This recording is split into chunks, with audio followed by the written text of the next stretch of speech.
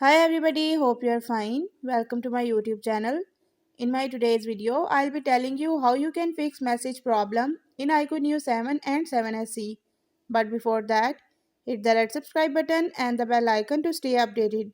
Now watch this video and you will learn what you can do if message is not sent in IQOO Neo 7 and 7SE.